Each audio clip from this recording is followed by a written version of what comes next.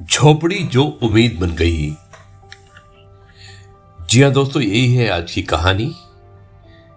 कहते हैं ना कि दिन चाहे सुख के हो या दुख के, भगवान अपने भक्तों के साथ हमेशा रहते हैं।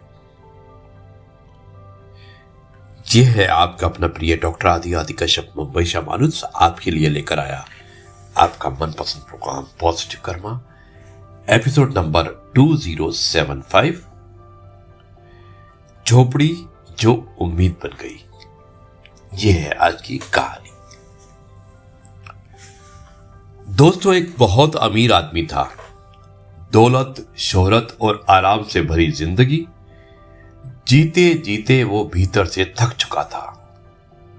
कुछ शांति पाने के लिए उसने समुद्र में अकेले घूमने हेतु एक नाव बनवाई और एक दिन छुट्टी के बहाने निकल पड़ा।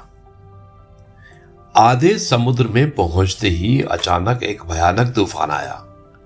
लहरें उफनने लगी और उसकी नाव पूरी तरह टूट गई। लेकिन ईश्वर की कृपा से वो लाइफ जैकेट पहनकर समुद्र में कूद गया। तूफान शांत होने पर वो तैरते तैरते एक निर्जन टापू पर पहुंच गया। चारों ओर सिर्फ समुद्र था, कोई इंसान नहीं और कोई आवाज भी नहीं। उसने सोचा कि मैंने कभी किसी का बुरा नहीं किया, फिर मेरे साथ ऐसा क्यों?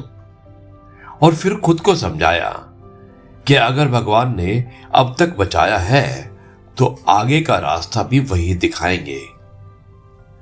दिन बीतने लगे, पेड़ पत्ते खाकर वो जीवन चलाने लगा। धीरे धीरे उसका विश्वास डगमगाने लगा। उसे लगने लगा कि भगवान शायद है ही नहीं। उसने सोचा, अगर पूरी जिंदगी यहीं बितानी है तो एक झोपड़ी बना लेता हूं। लकड़ियों और पत्तों से उसने एक छोटी सी झोपड़ी बनाई। लेकिन उसी रात तेज बारिश और बिजली के साथ एक आकाशमयी बिजली झोपड़ी पर गिरी और झोपड़ी जलकर राख हो गई। वो टूट गया और आसमान की ओर चिल्लाया, तू भगवान नहीं राक्षस है। सुबह होते ही एक नाव टापू के पास आई। दो लोग उतरे और बोले, दूर से जलती आग देखी, तभी हमें लगा यहां कोई मुसीबत में है। उसकी आंखों में आंसू बहने लगे। उसे समझ आ गया कि जो विनाश लग रहा था वही उसकी रक्षा थी। उसने सर झुकाकर कहा कि हे प्रभु, मुझे माफ कर दो। मुझे क्या पता था कि मेरी झोपड़ी जलकर और मेरी झोपड़ी को जलाकर आप मुझे बचा रहे थे।